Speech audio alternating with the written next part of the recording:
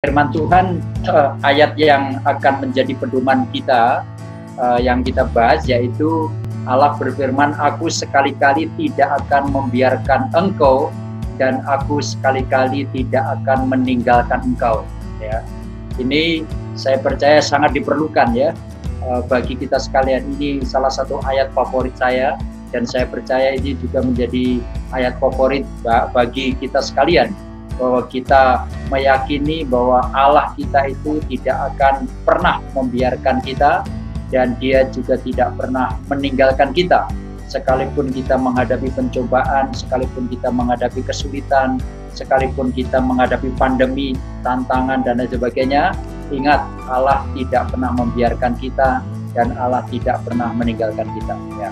Saya akan memulai dengan kisah ini. Sebenarnya kisah ini saya ambil dari kisah yang ada di India. Nah, saudara-saudara sekalian, setiap anak yang ingin menjadi pahlawan di India itu harus melakukan ritual khusus, ya. Kemudian dia harus menjalani hidup selama 1 bulan di dalam hutan. Nah, untuk bisa mereka diangkat sebagai pahlawan. Dan itu biasanya adalah pemuda-pemuda yang mau berlomba untuk diangkat menjadi pahlawan di kampung mereka atau di wilayah mereka.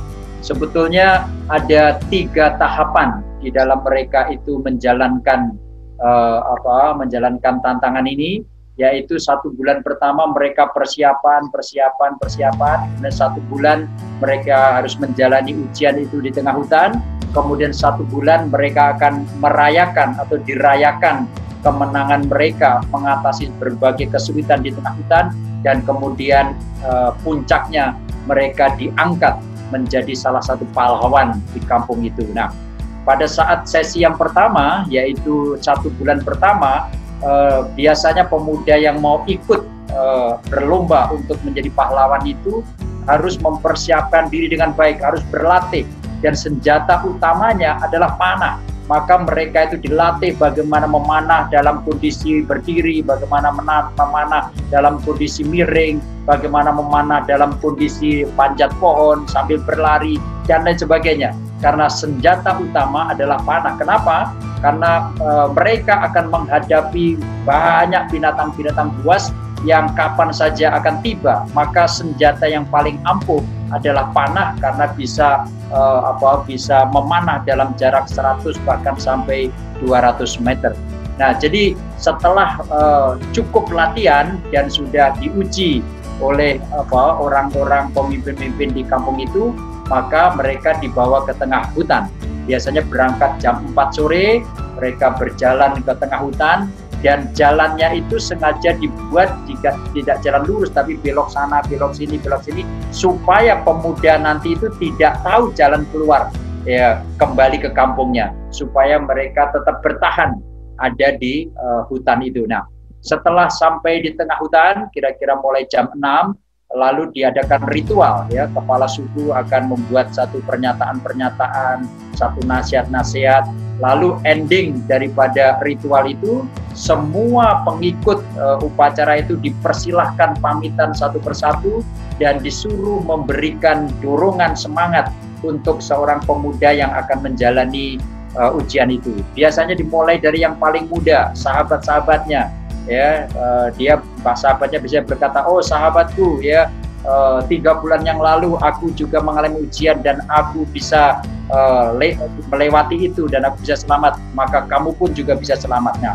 Satu persatu bergantian. Singkat cerita, saudara, tinggal 4 orang saja, yaitu dirinya, kemudian papanya, kemudian pamannya, dan kemudian yang terakhir kepala suku itu. Nah, kemudian kepala suku datang dan berkata kepada anak itu, "Anakku, jalanilah ujian ini dengan baik, dan aku akan pamit, aku akan pulang ke kampung, dan aku akan menunggu serta mempersiapkan kamu untuk menjadi pahlawan." Ya, kemudian dia pamitan dan kemudian mengucapkan selamat menempuh ujian itu. Nah, kemudian dalam hati daripada anak ini, wah, tidak apa-apa lah, kepala suku pulang tidak apa-apa, teman-temanku pulang tidak apa-apa, kan aku masih punya papa, aku masih punya paman yang bersama-sama dengan aku. Karena dia berpikir paman sama papanya pasti akan terus-menerus bersama dengan dia dan pasti tidak akan meninggalkan dia. Tetapi apa yang terjadi? Tiba-tiba pamannya melangkah dan mendekati anak itu dan sambil memeluk dia berkata, "Anakku, jalanilah ujian ini. Paman harus pergi, ya, paman harus tinggalkan kamu. Karena kalau paman tidak meninggalkan kamu, kamu tidak pernah jadi pahlawan." Kemudian anak muda itu mulai berkata, "Paman, jangan tinggalkan aku. Kita tinggal bertiga saja. Nanti kalau paman pergi tinggal berdua lalu gimana? Ini sudah mulai gelap gulita," dan lain sebagainya. Kemudian dia berkata, "Hei anakku, 15 tahun yang lalu aku diperlakukan yang sama dan aku sehat dan aku selamat. Maka engkau pun juga pasti sehat. Engkau pun juga pasti selamat." Nah, itu kata-kata penghiburan, kata-kata motivasi daripada pamannya itu. Kemudian anak itu berkata, "Papa, please deh, jangan pergi. Paman, please deh, jangan pergi." Tetapi kemudian pamannya berkata, "Tidak bisa. Kamu tidak pernah akan menjadi dewasa. Kamu tidak pernah akan menjadi pahlawan kalau paman tidak pergi dari tempat ini." Kemudian ditinggalkanlah ya anak itu. Nah, tinggal berdua saja, yaitu tinggal papa sama pemuda itu. Dan sudah tahu, pasti anak itu berpikir juga dan merasa bahwa pamannya juga pasti pergi. Maka sebelum papanya melangkah mendekati anak itu untuk berpamitan, anak itu berkata, "Papa, jangan tinggalkan aku, Papa, jangan tinggalkan aku. Aku takut, Papa, menjalani hidup ini. Aku takut, Papa, di tengah hutan ini. Please, jangan tinggalkan aku." Nah, karena dia berteriak dengan keras dan kemudian dia sambil takut, sambil nangis. Kemudian matanya penuh dengan air mata, dia sekali-kali menutup matanya. Tetapi apa yang terjadi, saudara-saudara, pada saat dia buka matanya, papanya sudah tidak ada. Wah, dia mulai gelisah, mulai ketakutan. Hanya ada dua pilihan. Pilihan yang pertama, tetap bertahan di tengah hutan dan mulai berperang melawan binatang-binatang buas, atau dia kembali pulang ke rumah dan pasti dia dianggap sebagai pengecut. Nah, tetapi ternyata dia mengingat ya nasihat-nasihat daripada teman-temannya yang sudah lulus jadi pahlawan itu, maka dia meneguhkan hatinya untuk bertahan di hutan itu. Nah, tiba-tiba ada sepasang mata yang memata-matai matanya, ya. Dan dia lihat itu adalah binatang yang sedang mendekati dia. Maka diambillah panah, kemudian dipanahlah binatang itu dan kena. Dan setelah didekati, ternyata binatang itulah binatang kelinci, ya, yang tidak terlalu besar, ya. Kemudian dia berkata, "Wah, ini waktunya makan malam," ya. Maka dibakarlah, ya, kelinci itu, ya. Apa yang terjadi? Karena dia tidak punya pengalaman, waktu dia membakar kelinci itu, aroma kelinci yang terbakar itu ternyata mengundang binatang-binatang buas yang lain untuk memulai mendekati anak itu. Wah, dia mulai ketakutan. Ya, ternyata dia mulai mengambil panahnya, kemudian memanah lagi, mengambil panahnya, memanah lagi, dan seterusnya. Ada begitu banyak binatang yang kena panahnya itu. Singkat cerita, malam berlalu dan dia masih sehat. Terus hari lepas hari dia terus menghadapi ya binatang-binatang buas itu. Dan kemudian dia mulai lihat dia badannya kekar, kemudian ada luka-luka, bekas-bekas luka karena dia terus berperang, berkelahi dengan binatang-binatang buas itu, ya. Singkat cerita, Bapak Ibu dan saudara kasih dalam Tuhan, 1 bulan sudah berlalu dan dia sudah mulai ototnya, sudah mulai kuat, dan kemudian dia mulai berangkat pulang, ya. Dan dia dengan bangga, dengan badan yang tegak, ya, dengan pride gitu, ya, dia mulai berjalan dan akan merasakan bagaimana seluruh kampung akan menyambut dia sebagai pahlawan. Sebelum dia masuk ke kampung, di pinggir hutan, dia ketemu dengan papanya. Ya. Ternyata papanya sudah menyambut dia di pinggir hutan itu. Kemudian waktu ketemu papanya, dia kata, "Oh papa, aku selamat. Papa, aku sukses. Papa, aku menjadi pahlawan." Kemudian papanya berkata, "Oh selamat anakku, hebat sekali itu, selamat anakku." Kemudian papanya bertanya kepada anak itu, "Anakku, coba ceritakan kepada papa, bagaimana kamu bisa hidup, ya? Coba bagaimana kamu bisa bertahan di tengah hutan itu?" Kemudian anak itu berkata, "Papa, setiap kali aku melihat binatang buas, aku ambil panah, aku panah binatang buas itu, dan panah itu menancap ke binatang buas, dan aku deketin, kemudian aku tombak, kemudian aku pedang, aku tombak dan mati. Kemudian papanya bertanya, apakah engkau melakukan hal yang sama kepada beruang? Iya papa, beruang pun aku panah. Apakah engkau melakukan yang sama kepada harimau? Betul papa, harimau pun saya panah dan saya bunuh harimau. Wah, hebat sekali engkau anakku.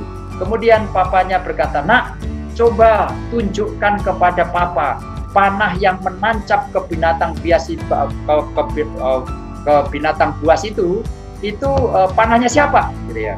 Kemudian dia mulai mengambil panahnya, ya, dan menunjukkan itu kepada papanya. Nah, kemudian papanya berkata kepada anakku, coba selidiki, coba lihat baik-baik, panah siapakah yang sekarang kamu genggam itu.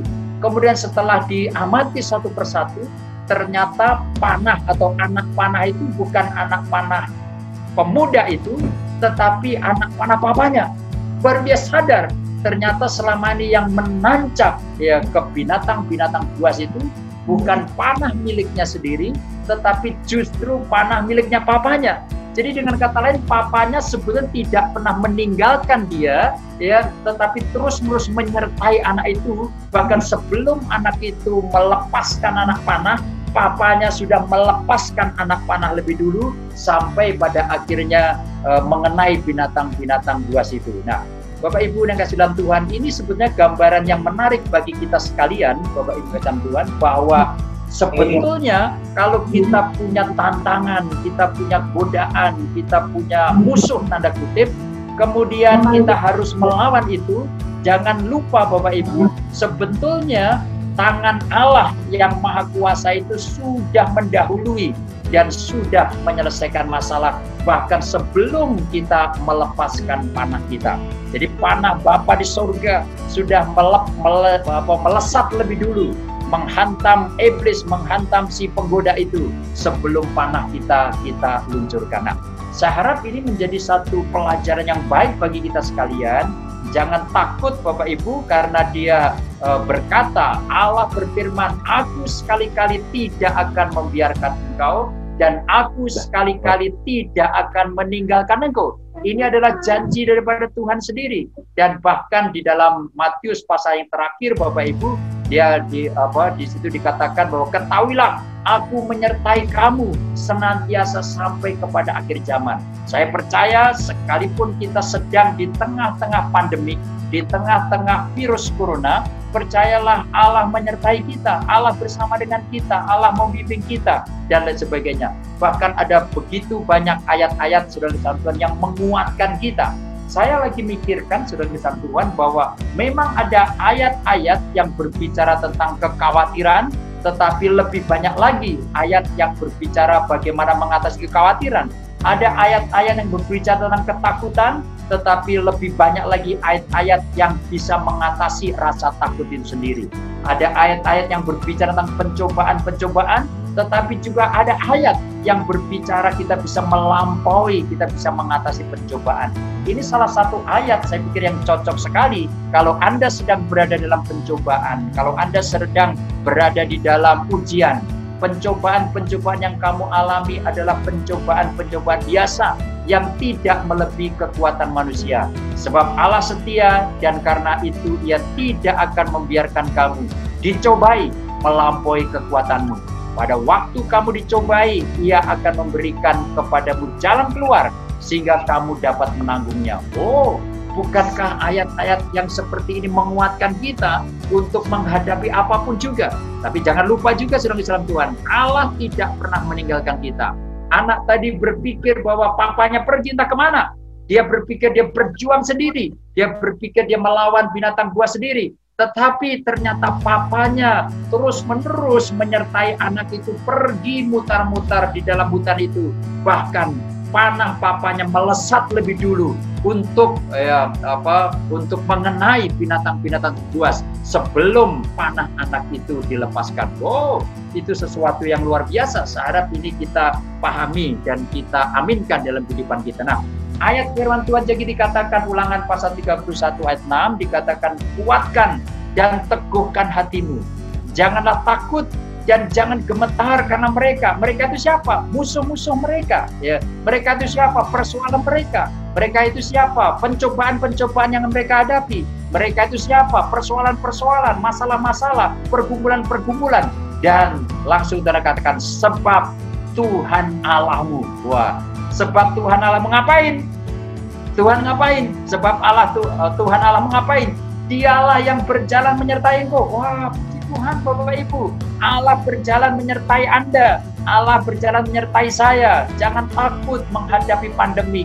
Jangan takut menghadapi apapun juga. Kenapa? Karena Allah menyertai Anda.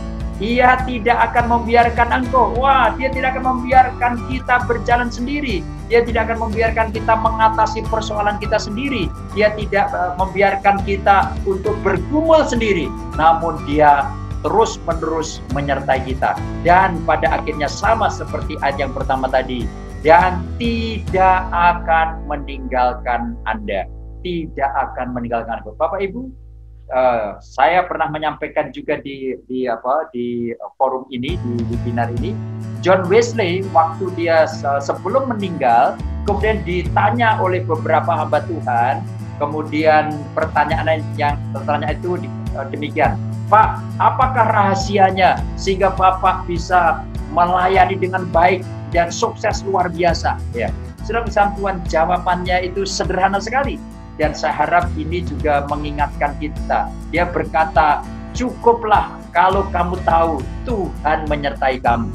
Bapak Ibu, Saudara kesal Tuhan, cukuplah kalau Anda tahu Allah beserta dengan Anda. Cukuplah kalau Anda tahu Allah menyertai Anda yang di Sulawesi, yang di Irian, yang di Papua, yang di Nias, yang di Kupang, yang di Ambon, yang di Sumatera, yang di Pontianak, dimanapun juga, yang di Jawa, di Bali. Bapak Ibu, tidak ada yang lebih kita butuhkan Bapak Ibu, kecuali satu hal, Allah menyertai kita. Amin. Saya harap ini menjadi pemahaman kita bersama. Nah, Bapak Ibu dalam Tuhan, ayat juga yang menguatkan yang lain adalah, Engkau hambaku, aku telah memilih engkau dan tidak menolak engkau. Janganlah takut, sebab aku menyertai engkau. Janganlah bimbang, sebab aku ini Allahmu. Aku akan meneguhkan, bahkan akan menolong engkau. Aku akan memegang engkau dengan tangan kananku yang membawa kemenangan. Wah, ayat-ayat ini mestinya memberikan penghiburan kepada kita sekalian. Bahkan memberikan kekuatan kepada kita untuk menjalani hidup yang semakin sulit. Bapak Ibu, kalau kita melihat perkembangan dunia, saya boleh mendeklarasikan dunia ini tidak semakin baik loh Bapak Ibu. Dunia ini tidak semakin baik. Dunia ini semakin hancur. Maka ada orang yang mengatakan Bapak Ibu, dunia ini akan hancur dengan sendirinya, tetapi dunia ini akan lebih cepat hancur karena perbuatan manusia. Ya. Coba manusia mengobrak-abrik gunung, mengobrak-abrik sungai, melakukan apa saja, ya. Sehingga sekarang ini Bapak Ibu Tuhan, kita sampai tidak tahu kapan waktunya hujan, kapan waktunya panas, kapan saja bisa terjadi. Belum kalau gunung es sana itu meleleh, Bapak Ibu tidak tahu bisa apa yang terjadi dan seterusnya. Tetapi kiranya ayat ini menolong kita sekalian. Sebab aku ini Allahmu, aku akan meneguhkan, bahkan akan menolong engkau. Aku akan memegang engkau dengan tangan kananku. Wah, tangan kananku, tangan kanan Allah. Dan membawa apa? Kemenangan. Jadi tepat sekali kalau anak muda tadi sudah bisa, karena Allah bersama dengan dia. Ya, kalau karena bapaknya bersama dengan pemuda itu, maka pemuda itu pada akhirnya mengalami kemenangan dan jadi pahlawan. Maka Bapak Ibu percayalah, Anda akan mengalami kemenangan. Kenapa? Karena tangan Allah yang memegang kita. Maka sekali lagi Yesus Kristus sendiri berkata, ketahuilah aku menyertai kamu senantiasa sampai kepada akhir zaman. Bapak Ibu, kalau ada cek di dalam Alkitab, ini adalah ayat terakhir, pasal terakhir dan ayat terakhir dan kalimat terakhir dari Tuhan Yesus Kristus. Karena setelah itu tidak ada lagi ayat, setelah itu tidak ada lagi ya ayat yang ke-21. Nah, tetapi sebetulnya maknanya justru tidak berakhir. Ini kalimat yang terakhir, tetapi makna penyertaan Allah itu tidak pernah berakhir. Kenapa? Karena dia berjanji menyertai kita senantiasa sampai kepada akhir zaman. Maka Bapak Ibu, percayalah, penyertaan Allah itu tak terbatas kuasanya. Ya. Dan kuasa Allah itu saya percaya ada di dalam diri Anda dan bisa juga melalui Anda, sehingga Anda bisa melakukan perkara-perkara yang besar. Sebelum dia berkata, ketahuilah aku menyertai kamu senantiasa sampai pada akhir zaman, dia pernah berkata, segala kuasa baik di surga maupun di bumi telah diberikan kepadaku. Saudara kesan Tuhan, Allah menyertai kita, bukan saja menemani perjalanan kita, tetapi Dia menyertai kita dengan kuasanya yang luar biasa. Nah, ini mestinya memberikan kepada kita keyakinan Bapak Ibu bahwa Anda pasti akan menjadi pemenang. Ya, Anda pasti bisa mengatasi masalah, Anda pasti bisa mengatasi persoalan, Anda pasti bisa mengatasi pergumulan apapun juga. Maka dari media ini saya mau sampaikan, Bapak Ibu jangan takut. Kalau saat ini Anda sedang bergumul, karena Anda akan memenangkan pergumulan Anda. Dengan keyakinan apa? Dengan dasar apa? Allah menyertai Anda. Allah tidak pernah meninggalkan Anda. Jangan takut kalau sekarang ini Anda banyak musuh, tanda kutip. Ya, ada setan, ada jin, atau apapun juga yang sedang menghalangi perjalanan iman Anda, yang sedang menghalangi perjalanan rumah tangga Anda, yang sedang menghalangi perjalanan pelayanan Anda, yang sedang menghalangi perjalanan gereja Anda. Jangan takut Bapak Ibu, Anda pasti jadi pemenangnya. Kenapa? Karena Allah sekali-kali tidak akan meninggalkan kita. Allah sekali-kali tidak pernah membiarkan kita. Dan sebaliknya, Allah menuntun kita dengan tangan kanannya. Kiranya Tuhan Yesus Kristus yang berjanji menyertai kita, yang berjanji memberikan kuasa kepada kita, kita akan bisa mengalami janji itu. Kita akan bisa mengalami kuasa itu. Selamat menghadapi pencobaan-pencobaan dan selamat menjadi pemenang-pemenangnya. Selamat menjalani pergumulan-pergumulan dan selamat menjalani mendapatkan kemenangan-kemenangan. Ingat, dalam konteks pemuda dan anak panah, saya berharap pada minggu depan kami akan menyambut Anda sebagai pahlawan-pahlawan. Kenapa? Karena Anda telah berjuang, karena Anda telah melewati ujian, karena Anda telah melewati tantangan bersama-sama dengan Tuhan kita. Terima kasih, kiranya Tuhan Yesus Kristus memberkati kita sekalian. Haleluya. Amin. Terima kasih.